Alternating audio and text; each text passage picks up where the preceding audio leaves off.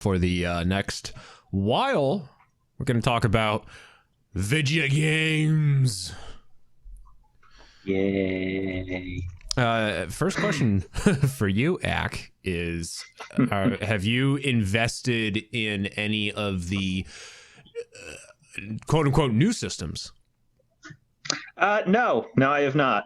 Not yet. My newest is still my Nintendo Switch, which I play the hell out of.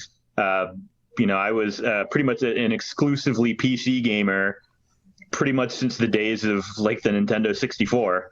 And the Switch is the first console that I've really played like very aggressively since then.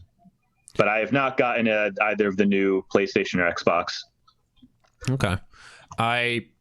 So my initial plan was to get a Xbox. I wasn't sure if it's a Xbox or an Xbox. I think it would be an. Yeah, because X technically has sort of that which is typically associated with it's not necessarily if it starts with a vowel, just like if it sounds like it starts with a vowel. It's like H, right? Like people do like there's some things that start with H that they'll do A, H, and then they'll do like an H. Yeah. For the next 30 minutes, we're going to talk about proper grammar. Mavis Beacon teaches grammar. Okay, circled back to video games. I swear to God. Yeah, there you go. I swear to God. So back in the days of the Sega Dreamcast, there was a game called Typing of the Dead, which was a House of the Dead. I think it was like House of the Dead 2, but instead of using a gun controller, you used the Dreamcast keyboard, and you would have to type the words on screen to take out the zombies. And I swear, and I cannot find anything that confirms this, but I swear I saw this in like a magazine or something, that it was the full title of the game was Mavis Beacon Teaches the Typing of the Dead, and that the logo featured the model that they used for Mavis Beacon, but she had zombie eyes. So I don't know about original Dreamcast. I do have a Typing of the Dead game on Steam. I don't think it's associated with Mavis Beacon. It might be a loving homage to this game if it exists, or just the rumors of it if it never actually came to be. Mm-hmm. But yeah, it's exactly like you described. It's like one of those old arcade House of the Dead type games, only you're literally just typing out words in order to blow up the heads of the zombies. And the plot of this game is really funny. Like, if you ever got like a spare $5 to spend and a couple hours to kill, I do recommend it. Like, I was cracking up while playing this game. Oh, is it Overkill? Yeah, Typing of the Dead Overkill. That's what I have. It looks like it's a sequel or a spiritual sequel. It was published by Sega. Okay. So that would tell me that it is an somewhat official sequel to the original. The original game came out in the late 90s. It was an arcade game ported to the Dreamcast. And I recall that the humans in the game would walk around armed with keyboards, but they had like Dreamcast backpacks, or like they had Dreamcasts slung over their shoulders. But and like looking at the logo for Typing of the Dead, and where there's like a guy standing there he's armed with his keyboard, and I swear where that guy is where Mavis Beacon was. This is gonna bother me now. This is like a Mandela effect. Yeah. This is the Bernstein Bears all over again. Yeah. And Mavis Beacon, by the way, was never a real person. Oh yeah. Yeah, it was like it was a combination of like some famous person named Mavis and like Beacon being, like a lighthouse or some stupid excuse. I was gonna say, like Aunt Jemima, but I guess Aunt Jemima is not even a fake person anymore. Oh, she's not. And I don't know if this is like not PC, but I buy a lot of T-shirts from the website TeePublic, and they had a shirt design that popped up in my sponsored, like, as a sponsor post on my Facebook feed, and it was like the old school Aunt Jemima logo just, pressed onto a t-shirt. And I'm thinking to myself, I kind of want to buy one. Just because it's history now. In memoriam. Yeah, exactly. Just because it's history now. But, yeah, so for a while, I wanted to buy the new Xbox. There, I'll just say the new Xbox instead of saying Hey, straight up, I don't know what the new Xbox is called, and I don't remember what number PlayStation we're on. I think I'm getting dementia in my old age.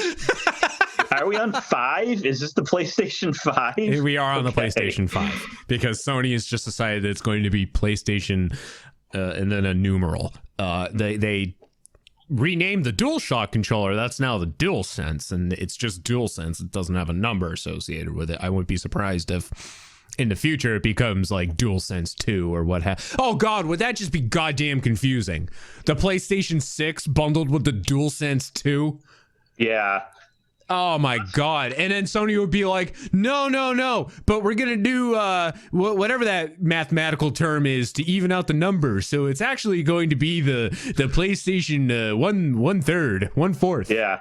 Or they recently announced the Kingdom Hearts series is coming to PC for the first time in March. Yeah. And I was looking up, and it's like the bundle will include Kingdom Hearts 1, 1.5, 2, 2.5, 3.8, 3 and 2/7, After Dreams, 3 Forevers, and 3. Yeah. So in all seriousness, it's there was a release called 0, was it 2.8 plus 0.2 colon Birth by Sleep colon final chapter prologue. I shit you not, that is literally the full title of the game, because it was Birth by Sleep is the prequel to the series, which I've played and it's fantastic. Came out on the PSP, and then 0.2, I believe, was like an engine. It was like a tech demo, glorified tech demo for Kingdom Hearts 3, because Square Enix was like, hey, we want to release Kingdom Hearts 3, but we're effectively pulling a Duke Nukem on you. So to tide you over, here is a like 2-hour-long game that sets up Kingdom Hearts 3 that will show you what the engine looks like. And it was good. It's incredibly short, but they gave it the brilliant title of 0.2 Birth by Sleep, because it features the playable, one of the playable characters from the proper Birth by Sleep. And then there's like 358 days over 2, Dream Drop Distance. It's just a cacophony of dumb names. Yeah, I do. It's a series I'm very interested in playing one of these days. It's just I need to emotionally set aside 600 hours in order to dive into this. They've been nice in that in some of the releases they've converted the games into just like 2-hour-long cinematics, especially some of like the Game Boy. They had a couple of Game Boy games, and they just remade those into cinematics. Right. So I've played almost all of them, and I can't tell you what the fuck is happening in any of them. I gave up on 3. It's just because it was so boring. I waited so long for it, and just like it got so repetitive. Like the worlds that you hadn't played before. This is the problem with these Kingdom Hearts games, is like every game has Atlantis from The Little Mermaid, and it has like the Tarzan world. They reuse a lot of the worlds while adding like a handful of new ones, and I was really invested in the new ones. It just like, I think I stopped right before Pirates of the Caribbean world, which I hated that in whatever game it initially showed up in, and I didn't want to play through it again in this new game. But they had a Toy Story world, which was fantastic. They had a Big Hero 6 world, which was great. Ooh, cool. It lost my interest, and this was years ago at this point. I just have no desire to want to pick it up again. But if you're interested, I mean, give it a shot. You never know. I mean, the first game is fantastic. If anything, I'd recommend just play the first game. It's been something I've been interested in for a long time, but I've never owned a PlayStation system, and to my knowledge, they've always been PlayStation exclusives until now. 3 was the first game that came out on a 3 was like the first mainline game that came out on a non-Sony system. I have it on Xbox One. It came out on Xbox One as well, but then they had, like I said, they had a couple of Game Boy, various Nintendo line, like portable entries. I've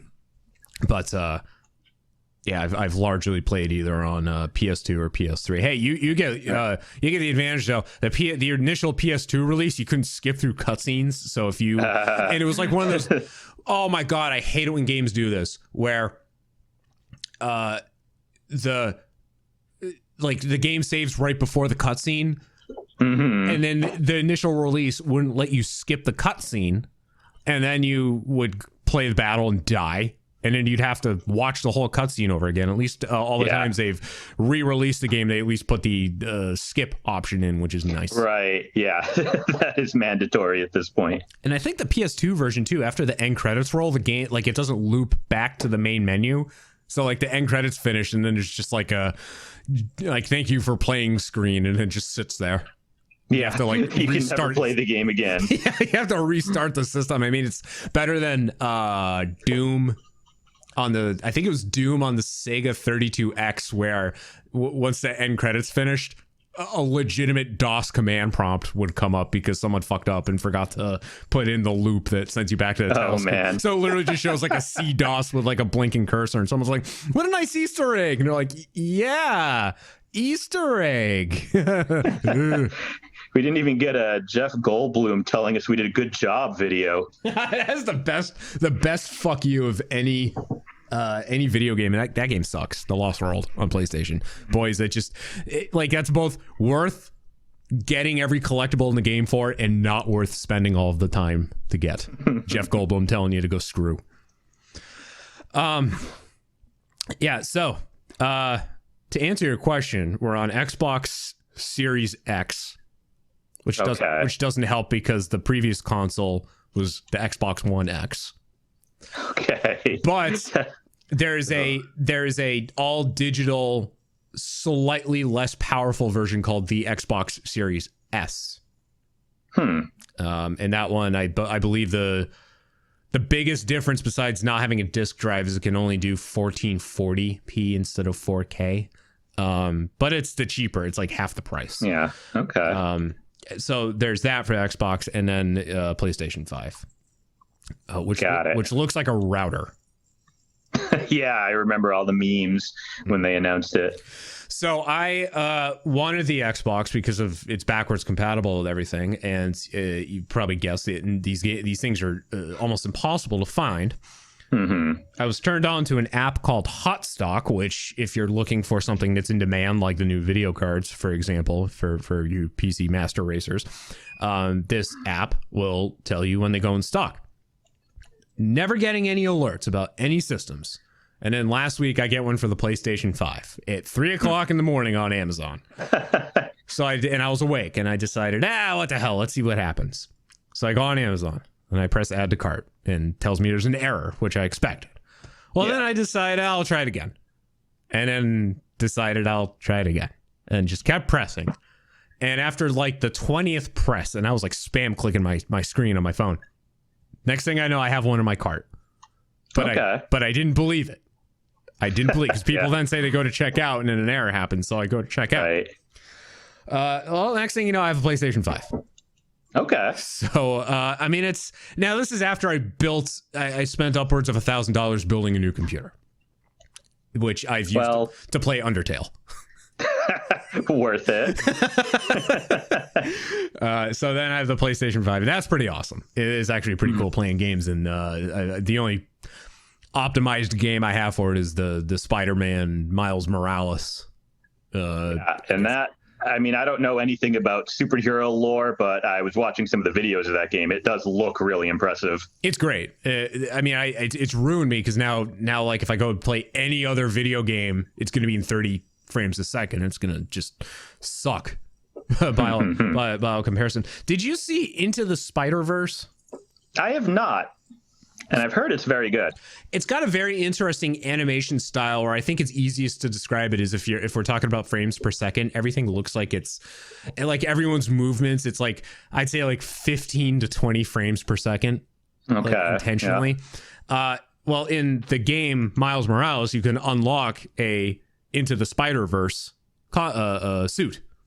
Okay. And when you are wearing that suit, he moves at that frame rate. Even if you're in 60 frames a second mode, he moves at that, like, you know, a fraction of it, which is just I wanted to use the suit so badly because it comes with like a special passive buff, and it was pissing me off because I'm like, I can't use the suit because I cannot handle his movement.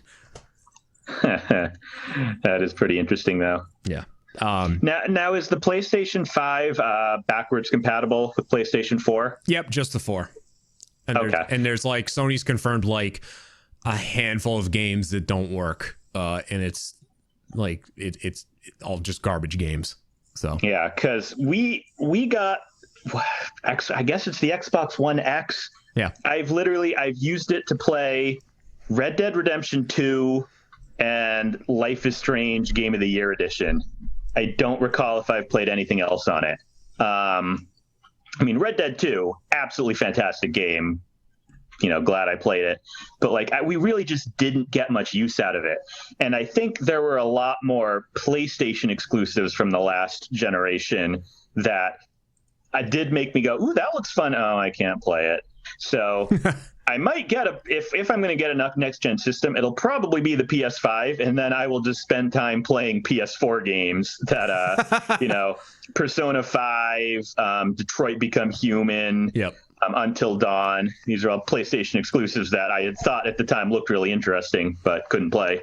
So people keep telling me that on Xbox to get Game Pass, and I've always said no because I have a backlog of games, half of which I haven't touched, and it's just like I don't play video games as much as I want to. So I don't know, like Game Pass would just seem like a wasted investment. However, Sony with the PlayStation 5 revealed their equivalent of it, and it is not a separate purchase. Instead, it is bundled with PlayStation Plus, which is their like subscription service. So I already have access to this, and it's like a handful of like legitimately great PS4 games, and I have them all at my disposal now. Like I downloaded the Crash Bandicoot series remaster. I was playing that yesterday and just realized I'm like, as long as I keep playing for PlayStation Plus, which at this point, because thanks to many times it's gone on sale, I have renewed for another like 3 years. I have all these games at my disposal now. So if you get that, I mean, at least that's, I guess, an easy way for you to catch up on the library, because a lot of it is PlayStation exclusives too, which is nice. Okay, yeah, cool. Even then, honestly, even if you got a PS4, a lot of the quote unquote like PlayStation 5, like the games that they were touting with the PlayStation 5 are all coming out on PS4. Yeah, I mean, that makes sense. Really, didn't really do that. Yeah. The only thing that you're gonna miss out on if you don't care about frames per second is the fancy ray tracing bullshit. Which, oh, cool, I can see myself in a mirror. Yeah. Whatever. Never noticed it before, and I have to like train myself to notice it now. And even then, I'm just like, this is, I think, the first generation of video games where I do not see a noticeable difference between like the predecessor and the current one. I'm not surprised. We were going to hit that wall eventually.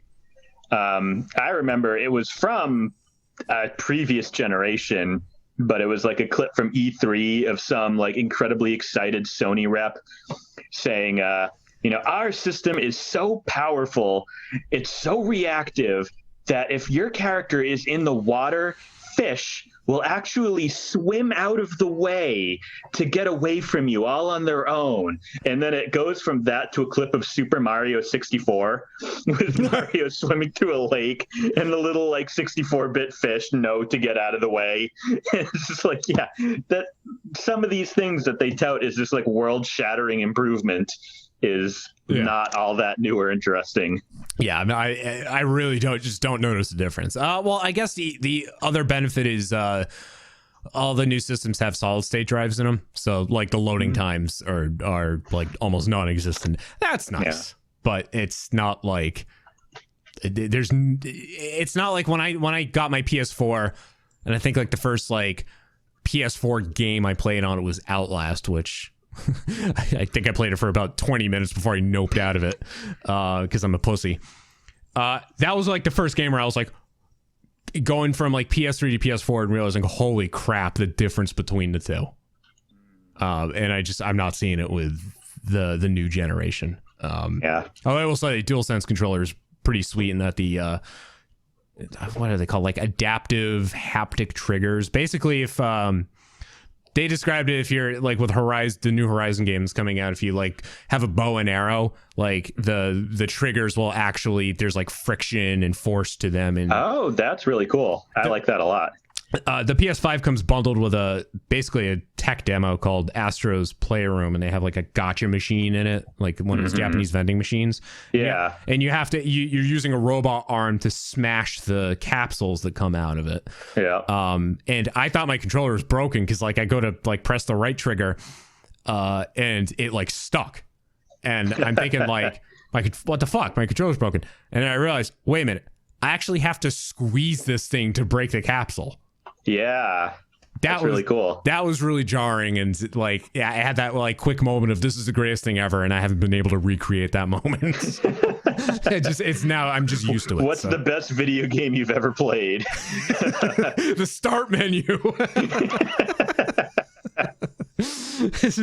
All I've done is enter my name, Thrill House. Thrill Ho.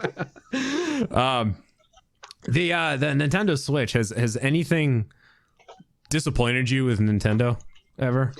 The main problem with the Switch, and this has been like known since the Switch launched, but the problem's been like going viral the past couple of days for some reason, is their Joy-Cons, the controllers do have a drift problem. Yeah. I'm already on my third pair. I mean, I got mine like a month or two after the system came out, and I'm on my third pair of Joy-Cons because the first two, after like about 8 months to a year of hardcore playing, that you do definitely start to notice the control drifting when you're not touching it, and depending on the game, this can be completely game breaking. Where like I'll be playing Fire Emblem and I'll be on the menu and there's the options of like attack, do nothing, and kill self. And then, just like keep meaning to hit one. And then at the last second, the controller will bump down to the next one and I just completely screw myself over. And, so it does make it pretty much unplayable. And they're not that expensive. They're like, what, $30-$40 for another pair? Yeah. So for like a yearly purchase, it's not that bad, but it is obviously disappointing. I can tell you why it went viral too, is because I guess the DualSense controllers with the PS5 have a similar flaw. Ah, okay. Yeah, I was seeing a ton of stories about it just in the past couple of days, and I was kind of like, did people not know about this? I've known about it all along. Yeah. Should I have been making a bigger fuss about this? I had that same issue, and I actually managed to fix it. I don't know if you've tried this, but it was I tried a couple of tricks, and one of them ended up working, and it involved Q-tips, rubbing alcohol, my penis, and we'll take that out. Q-tips, rubbing alcohol, and then like I say penis, and then now I'm gonna say you get under the flap. If you look at the stick, god damn it. If you look at this conversation shot, just give up. Let's just move on. If you look at the thumbstick, there's like the rubber covering, and there's like, you can basically get under it. It's like a legitimate flap, and if you get under it with the Q-tip and just like rub around, it's like dust. You're basically like cleaning dust out. And I tried that, and it seems to have worked, but I've also heard that like people are like, oh, that just buys you some extra time. It could literally just be dust is building up under the sticks and hitting the connectors. So now what are you doing with the balls during all this? Fondling them. Okay. And then I notice a lump, and I get concerned and I panic a little bit, But then I realized that I've lived a good life, so I'll roll the punches and see where it takes me, and it's a bit painful to sit. Okay, yes. All right, that's fair. Yes, but yeah, no, I've been loving the Switch, and again, I'm just like a weird gamer. I still spend like 12 hours a week playing classic WoW, which came out in 2004. It's like I spend so much of my time playing video games, but then you ask me a question like, what are the current next-gen systems? And I just don't know the answer because I'm just so playing indie games and remasters of games that came out when I was a preteen. What do you think about Nintendo announcing the Skyward Sword remaster? I am looking forward to it. I actually really liked the Skyward Sword game, but I hated the Wii's motion controls, and it was mandatory with the original Skyward Sword. You had to literally hold up the Wiimote. So during the Nintendo Direct where they announced that was like a roller coaster of emotions for me, because when they first announced Skyward Sword Remaster, I was like, hell yeah, Skyward Sword without motion controls. And then they were like, you use the Joy-Cons as motion controls. And I was like, God damn it. And then they were like, but that's optional. You can just use regular buttons. And I was like, oh, thank God. So it is a game I very much want to play again without having to deal with the motion controls. Yeah, I might give it a shot. I've played a handful of Zelda games, and the only two I've ever finished were Ocarina of Time. That was on the 3DS, and I was accused of cheating because the water temple, I guess, is a lot easier. Oh, on the DS version. But I mean, I think there's a legitimate reason for that. The original water temple had a way to basically permanently screw yourself over, and then you just would not be able to progress in the game at all. So they did, in later re-releases, redesign the water temple to make it a bit easier and make sure that you can't accidentally, ruin like 20 hours worth of the game so far by screwing yourself over. Got it. I mean, it was a pain in the ass, but I got it done in one. I got it done in one night. It was a long night, but I got it done. Yeah. And then Breath of the Wild, which I made sure I did everything possible to get the best ending. Yeah, I really want to play that again too before the sequel comes out. But again, it's just like sometimes when I know how long a game is, it's very daunting to like get myself, because once I start it, I'm not going to want to give up halfway through. But I also want to make sure, like for example, the Mass Effect HD remaster comes out in May. I know I'm going to want to get that and play it right when it comes out. I don't want to be in the middle of a 400-hour game, because then I will stop playing it, and then months later, I'm not going to want to pick it up again, or I'm going to want to start it from the beginning again, and then I will have just wasted that 200 hours getting halfway through Breath of the Wild. Yeah. So it's just... It's stupid, and I'm a neurotic idiot, but I stress myself out trying to decide what I'm going to play and when. That's why I can't do Red Dead 2 again. I want to, but it's such a big game that I know I'm going to get just like a fraction of the way into it and stop playing and never play it again. This happened. I mean, okay. The running joke with me is I've purchased Skyrim on pretty much everything it's came out on. But I think I've only played through and finished the entire like vanilla campaign maybe 3 times. And one of those times was recently on the Switch, and I'm currently on my 4th playthrough on Xbox. The DLC, I don't think I finished any of the DLC because it's so big. Yeah, I know I did the Dawnguard one. I don't think I ever finished the Dragonborn DLC. I definitely didn't finish that one. I might have finished Dawnguard, but I just like, I don't know if I just like lost interest or just kept getting sidetracked, but that's like, there are games that are just too big. Yeah. Breath of the Wild was that way. Breath of the Wild, I finished it last January, and I got that game the day it came out. Yeah. So that's how long it took me to finish it. A solid 3 years. Just picking it up and playing it piece by piece, and finally at some point decided, screw this, I need to finish this stupid thing. Yeah. I mean, when I played through Fire Emblem Three Houses, I decided to play through every single route, including all the DLC. Took me 600 hours to do. And, I'm thinking like, oh, well, obviously they want you to play through every route. And then they did like a developer interview with the guys who made it. And they were like, why would you play every route? Are you insane? It's kind of like Undertale. Like, Undertale's a game that's made to be played more than once. Although, but, it's like a 6-hour game at max, so it's easy to play it multiple times. And I've hit a spot in Undertale in my playthrough right now, and I'm just like, I've only played through it once, and I'm dreading doing this part again. I'm at Alphys's lab. Okay, I'm getting ready to go in there, and goddamn, the robot in the cooking show was just, I hated that part so much. I'm like, I have to do this again. Oh, such a great game, though. It is fantastic. I love the music. It's funny. It's heartwarming. I cry when I play it. It's just such a good game. Oh, I love it. I will finish it again, and get what I hope is the best ending. But I have to just. Yeah, you gotta play it at least twice. I think once just to see what happens based on your first gut feeling choices ending, and then to try to get the good ending. Like the good guy ending. And then if you're a crazy person like me, you can try to get the most evil possible ending, which is extremely difficult, but it is a lot of fun as well. You think I guess I got like the neutral but still pretty bad ending.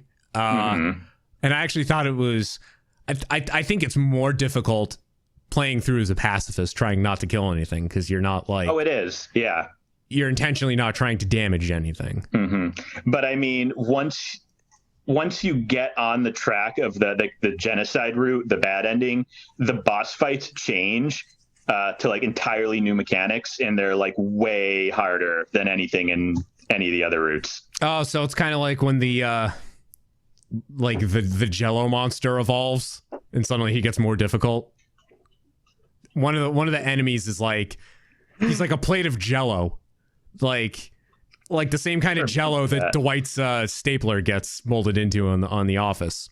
Yeah. And if you select, there's a dialogue option that you select that causes him to evolve and become more powerful. But then to pacify him, you select the unhug option, and it's like, you do not want to hug this. Oh yeah. And then he's like, he appreciates your personal space, and then you can spare him. That game is so fucked up. It's so great. It is such a weird, but so I mean, again, I could talk about Undertale all day. I just, the first time I played it, the whole first chapter, I didn't know what the fuck was going on. I was just confused all the way through until you get to the papyrus fight. And the moment where he tells you about his blue attack, where, if you don't move, it doesn't hit you. Yeah. And it's like the easiest attack in the world to evade. And then he turns you blue, so you can't move normally.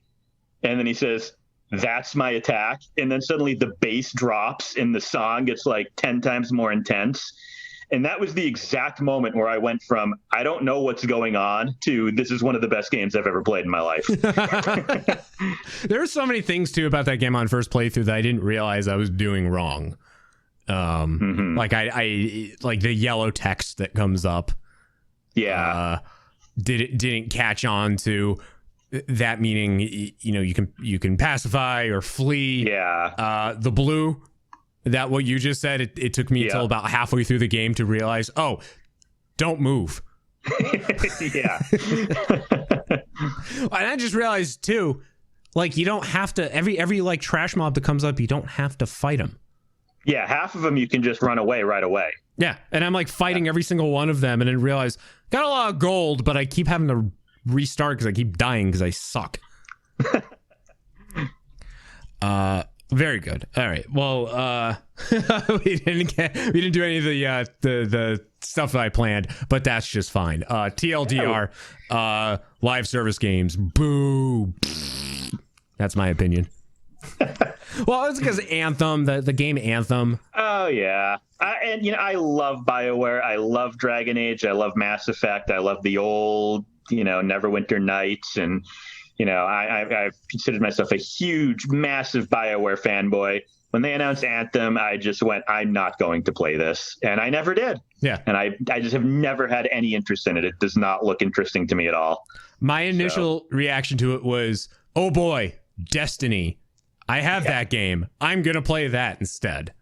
Yeah. And, I've never played Destiny again. Another game that doesn't particularly interest me. I think, it does seem like a lot of game companies feel like they have to meet very rigid, formulaic, standards, when the games that tend to be the best and the most memorable, like Undertale, are ones that are not like anything else. They're completely just come out of left field. They make no sense. You'd have to be an idiot to think this is a good game, and yet it's a fantastic game. Right. Like those are the kind of games that really work. The conglomerates realized that the live service games all usually come with some degree of microtransactions, or they pump out expansions, and the conglomerates realize this is how you make money and continue to make money, and you don't get that with just a single player game, because that's usually just a one and done purchase. But now there's the stigma, I guess, of live service games come out. They almost all the high profile ones I can think of, like Destiny, for example, they come out and people complain that they feel unfinished. And then there's an expectation that every live service game that falls victim to this has to be like No Man's Sky, which was a live service game that came out incomplete and was completed over the course of various years and a lot of updates. And even with Anthem, they were talking like, hey, we're going to reboot this game. It's called Anthem Next. Yeah. And then they canceled it for which I think is the better. And the same thing happened with Destiny. The first Destiny came out. It took several updates for it to, finally go from disappointing to meh. And then Destiny 2 came out and people like that one more. But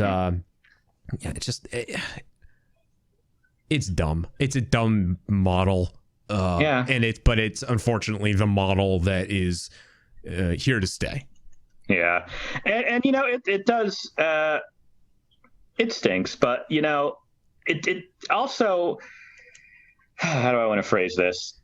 It's weird that this model so often results in games just like not being viable after a certain time period. It would be like if when Breath of the Wild came out, they discontinued the ability to play Skyward Sword.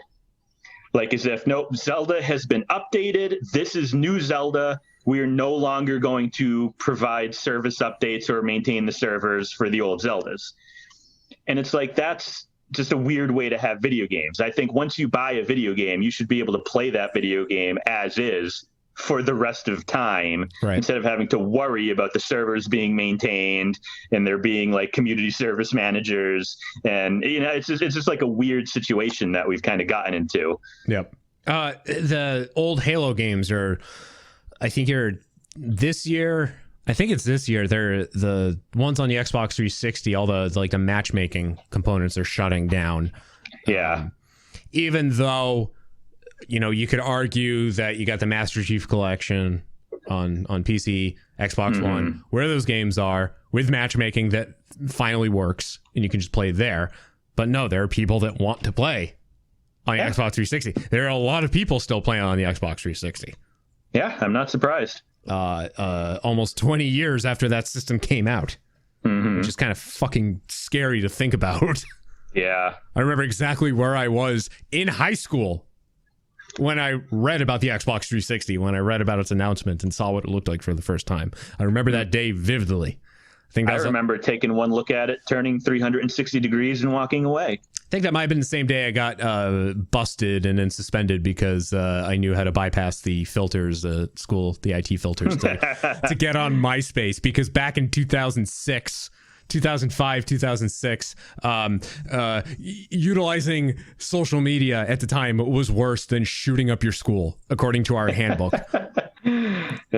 Yeah, like you bring a knife to school and they're like, yeah, it'll give you like a detention during lunch. You went on MySpace, get the fuck out, never come back, and also we're calling the cops. What? Anyway. I mean, MySpace was pretty weirdly designed. I mean, MySpace was just a fucking cesspool. I mean, Facebook and Twitter are no better, but at least I think it's better that you can't customize your Facebook and Twitter profiles. Yeah, I agree. I don't want to go looking at your profile and hear Evanescence start playing in the background.